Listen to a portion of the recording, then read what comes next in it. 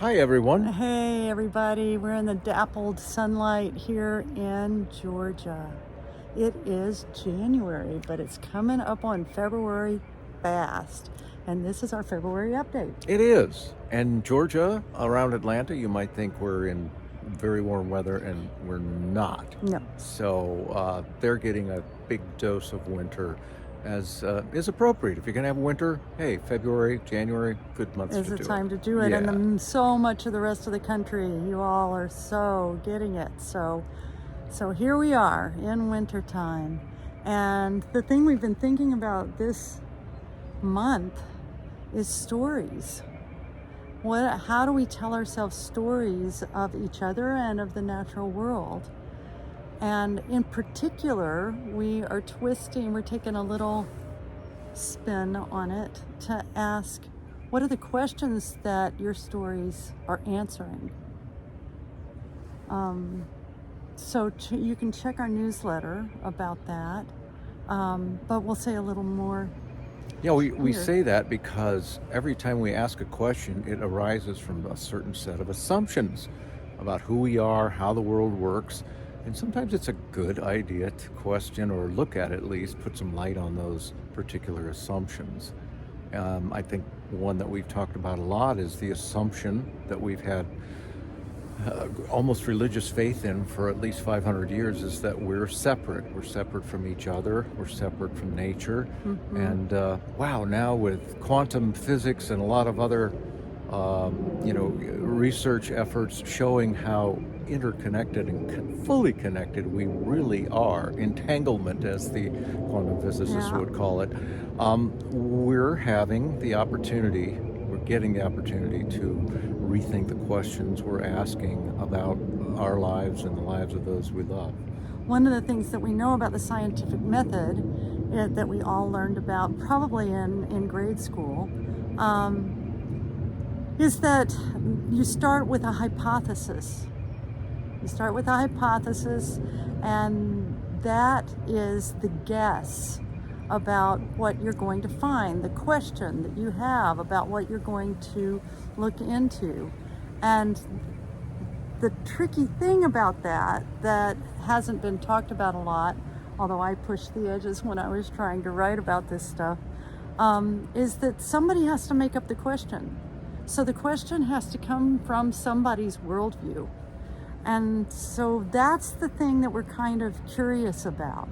Mm-hmm. How does it matter? I mean, what happens when we ask a question wouldn't it be a good idea, and we're proposing it would, to roll back the thinking to consider, so what was the question that started this investigation that led to this story? Yeah, the scientific method is designed and very powerful. It led to incredible achievements in chemistry and physics, and certainly technologies that came out of those discoveries. But it goes in wanting to isolate all the variables down to as few as possible, and that's a kind of act of separation. And it's assuming that the truth that you seek will be revealed by isolation of those variables.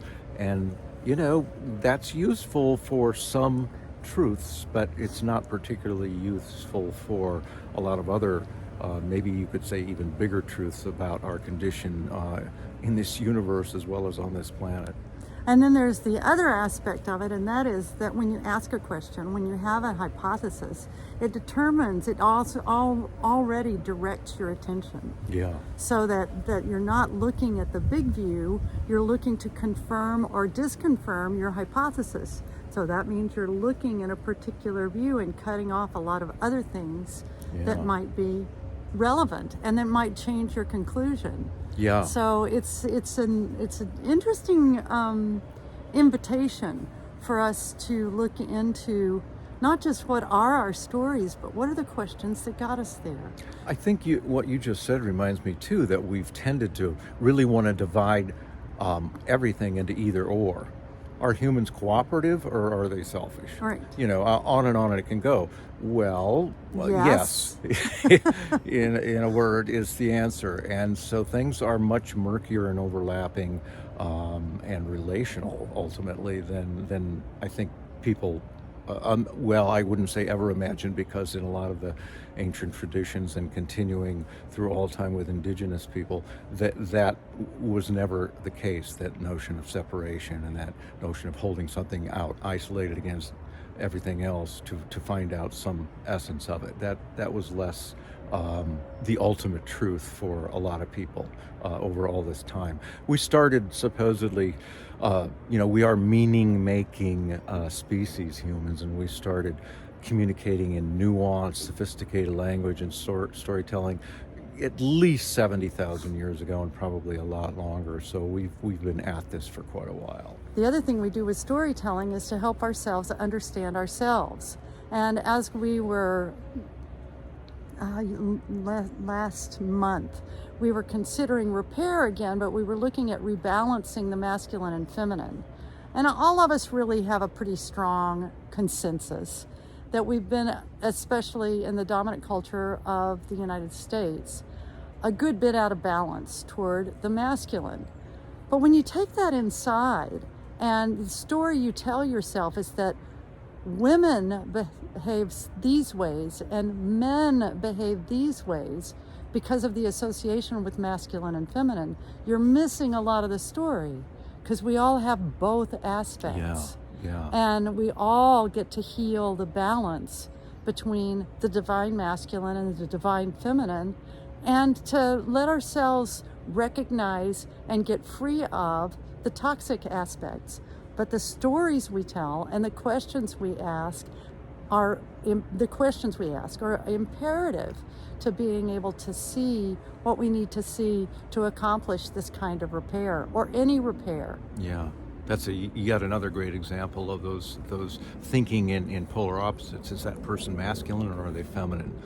Yes. Yeah. Yes. Yeah. Yes, they're both. Right. They're relational, they're agentic, they contain the archetypal qualities of both, and that's required. It's not that either one needs to take over for the other.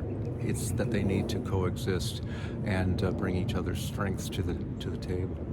And right now we're actually behind a building near Decatur, Georgia, where my mother is in skilled nursing and hospice care.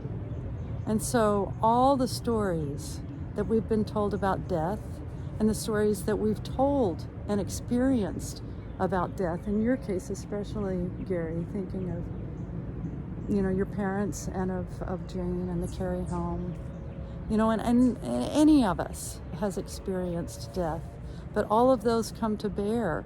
And it's really helpful to kind of check the questions and suspend any need to control the process.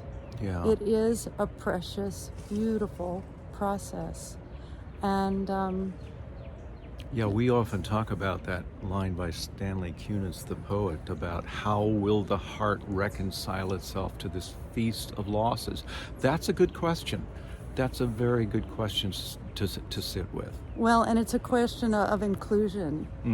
This feast of losses. But that's an interesting one to check. Am I separating myself from these losses? Or because as we watch my mother here on the cusp between being alive and being in whatever's next, she is reconciling herself in ways that are very nonverbal and very beautifully, and also sometimes it's taken a lot of effort for her energetically to reconcile for herself the feast of beauty and loss that is in a lifetime. And how do you let that just go? And so I don't know the answer to that. I haven't had a near-death experience, and so I don't know what that is, and I don't know that really anyone does until there's that transition. And so that's another thing. How do we ask the question about death that helps us understand the cycle of the natural world and learn from that cycle by being it, by being the cycle itself, by being this is not, we're not fans of this in Western culture, but by having essentially no control Yeah. and just getting to move through one moment to the next like a tree, or the moss that we're standing on here, or the birds that you hear in the background. Yeah, and it's also an opportunity to really consider, embrace, I would say, ultimately, the fact that on planet Earth there is no life without death. There is, biologically, factually, you cannot have living systems without death. It's not possible. And so that's not necessarily a bummer. That's an all-encompassing idea that allows us to both grieve and walk through the richness of grief, but also to embrace incredible beauty and joy that also is part of this experience. We're in birth and death all along the way, little births, little deaths. Mm-hmm. So the body's born and the lifetime begins and stuff happens, and that stuff is little births and little deaths all along the way. And then the body dies. Yeah. Amazing. Yeah. An amazing, amazing journey. So this is where we are. We will get more into questions of how we tell ourselves what the natural world is and just what life is at all, because we are the natural world and we are life. Oh, by the way, we have a really great podcast this month on how it looks from here. Please make sure to tune in and hear Mark Sprague, just the most superb of authors, He really, fiction truly authors, is. and he also has written a beautiful nonfiction book, a memoir about his boyhood in Wyoming called Where Rivers Change Direction. Anyway, check out Mark Sprague, Spragg, and listen to our interview where he talks about storytelling in quite beautiful, and you'll want to listen to it probably more than once. Yeah, I never teach a writing class, and I've been teaching writing classes for a long time without suggesting and even assigning Mark Sprague's work. He's that good, and he's that thoughtful, and he's that patient and delicate in how he explores the experience of life. It's really wonderful. He's a wonderful author, as Mary says, and this interview is really, really strikingly good to me. Well, and he is a man of nature. At one point in the very much. interview, he says, I don't even quite get the concept that there is there's no membrane. I grew up being that. We didn't know otherwise. We just were the natural world. Something to that effect. So listen for that. It's powerful. Yeah. And we have a Okay. deep dive coming up on February 10th. That's right. It's free. It's great. People come together and think more deeply with us about the topic, and this time it's stories and the questions we ask to get to our stories. And then we've got our retreats. And one in particular I think is really exciting, and that's Mary's Inner Elder Retreat. I say something about it because it just sounds really cool. Well, it's the first time we're getting to do it, and of course we'll be bringing the full ecology thinking in with inner elderhood. And the inner elder is a part of your personality that you haven't probably been told about, and everybody has one. And the other thing is there are around 8 billion different inner elders. We each have our own version of this part of ourselves, roughly equivalent to, or in balance with the inner child, which we understand. Of course, there's a part of us that is still filled with both the wounded experiences and the awe and delight of our childhood, and is what we experienced as a child. But we don't really get told that in us is this wise, reliable aspect of personality that knows who we are our whole lives. And really, it doesn't matter to this aspect of personality whether we ever tap in or not, but it's right there ready for us. And in these times, a lovely, a comforting companion and guide to have. Yeah, no better time in my lifetime for an inner-elder relationship than right now. These are, as Mary said, extraordinary times, very difficult times, very stressful times, and to have that guidance that lives within you to get through this is pretty much essential to my way of thinking. So check that out on our website. We're at www.fullecology.com, and please feel free, welcomed to write us email at connect@fullecology.com.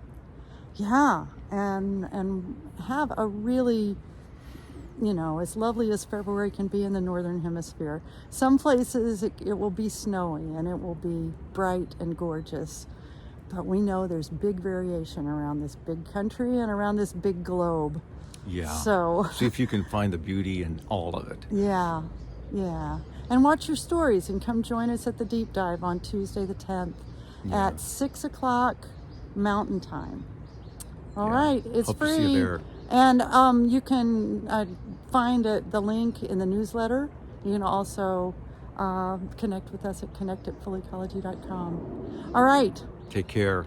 Thanks for tuning in. Yeah, see you next month. Bye. Bye for now.